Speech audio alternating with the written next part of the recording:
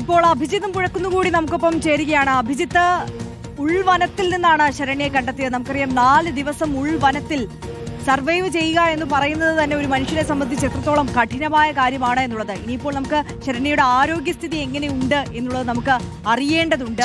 വലിയ ആശ്വാസം അത്രേ ഉള്ളൂ. നിങ്ങൾ ഈ വല്ലാതെ ടെൻഷൻ അടിച്ച മണിക്കൂറുകളായിരിക്കുമല്ലോ കടന്നു. അതെ, ദിവസങ്ങളെ കടന്നുപോയേ.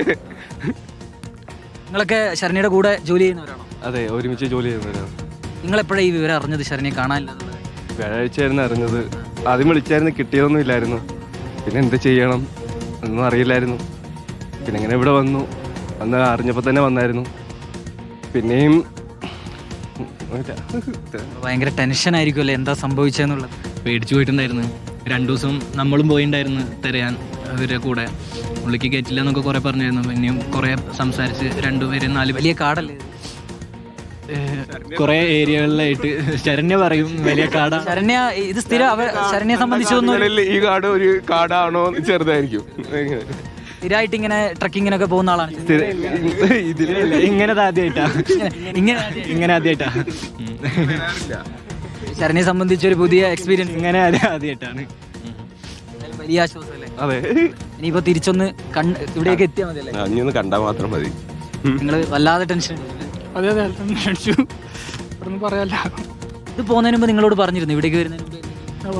പറഞ്ഞായിരുന്നു. അപ്പം നമ്മളെ അപ്ഡേറ്റ് ചെയ്യുമായിരുന്നു. ഇവിടെ എത്തി അവസാനം ഇവിടെ ഫോട്ടോ വരെ നമുക്ക് അയച്ചു തന്നായിരുന്നേ. എത്തിയതായിട്ടുള്ള ഫോട്ടോ കാര്യങ്ങളെല്ലാം നമുക്ക് അയച്ചു തന്നായിരുന്നു. വഴിതെറ്റി എന്നുള്ള വിവരം നിങ്ങളോട് ആരോടും പറഞ്ഞു? 10:30-ക്കാണ് ലാസ്റ്റ് മെസ്സേജ് ടോപ്പിൽ നിന്ന് അയച്ചത്. അതിനുശേഷം പിന്നെ വഴിതെറ്റി എന്നുള്ള ഹോം സ്റ്റേത്തെ ആളെന്നെ വിളിച്ചു പറഞ്ഞു എന്നാണ് പറഞ്ഞത്. അത് പിന്നെ ഞങ്ങൾ അന്ന് രാത്രിയല്ല, പിറ്റേ ദിവസം രാത്രിയാണ് ശരണ്യയുടെ കസിൻ വിളിച്ചപ്പോൾ പറഞ്ഞത്. അതിൻ്റെ അപ്പം തന്നെ ഞങ്ങൾ രാത്രി തന്നെ അങ്ങോട്ട് പോന്നു. പിന്നെ ഇന്നലെ മിഞ്ഞാന്നും തെരഞ്ഞുകൊണ്ടിരിക്കുകയാണ്. വളരെ സന്തോഷം. എനിക്ക് ഇതിൻ്റെ എപ്പോഴും പറയാനുള്ളൊരു കാര്യം വെച്ചാൽ, ഞങ്ങൾ ഏറ്റവും കൂടുതൽ ഈ ഒരു സംഭവത്തിൽ മനസ്സ് വിഷമിച്ചെന്നറിയുന്നത് ഈ സോഷ്യൽ മീഡിയയിൽ അറിഞ്ഞോ അറിയാതെ ആളുകൾ ആവശ്യമില്ലാത്ത പല കമൻറ്റുകളും ഇതിനെതിരെ ഓരോരുത്തർ. അഭിജിത്ത് മുഴക്കുന്ന് നമുക്കൊപ്പം ചേരുന്നുണ്ട്. അഭിജിത്ത്, ഇപ്പോൾ നമ്മൾ സുഹൃത്തുക്കളുടെ പ്രതികരണമാണോ കേട്ടത്? എന്തായാലും എല്ലാവരും വലിയ ആശ്വാസത്തിലാണ്, സന്തോഷത്തിലാണ് ഈ വാർത്ത കേട്ടിട്ട്.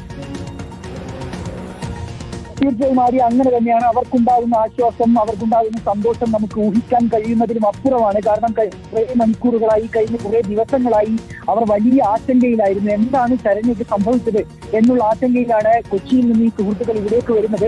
അവർ ഈ വിവരം അറിഞ്ഞ ഉടൻ തന്നെ സുഹൃത്തുക്കൾ ഇങ്ങോട്ട് വരുന്നു. ശരണ്യയുടെ സഹോദരൻ ഇവിടേക്ക് വരുന്നു. പിന്നീട് അവർ കൂടി ഈ തിരച്ചിലിന്റെ ഭാഗമാവുകയാണ്. ആ സുഹൃത്ത് പറയുന്നത് നമ്മൾ കേട്ട് കാണും. അതായത് ഇവരെ ആദ്യം അകത്തേക്ക് പ്രവേശിപ്പിച്ചിരുന്നില്ല. പിന്നീട് ഇവർ നിർബന്ധം പിടിച്ചാണ് ഇവർ അകത്തേക്ക് കയറുന്നതും പിന്നീട് ഇവർ ഈ തിരച്ചിലിന്റെ ഭാഗമാകുന്നതും. പക്ഷെ അവർക്ക് ആദ്യഘട്ടത്തിൽ ശരണ്യെ കണ്ടെത്താൻ കഴിഞ്ഞില്ല. പക്ഷെ പിന്നീട് ഇപ്പോൾ വനം വകുപ്പ് ഉദ്യോഗസ്ഥരും പോലീസും ഈ പ്രാദേശികമായുള്ള ആൾക്കാരും ഒക്കെ ചേർന്ന് ശരണ്യെ കണ്ടെത്തി എന്നുള്ളതാണ് ഏറെ ആശ്വാസകരമായ കാര്യം.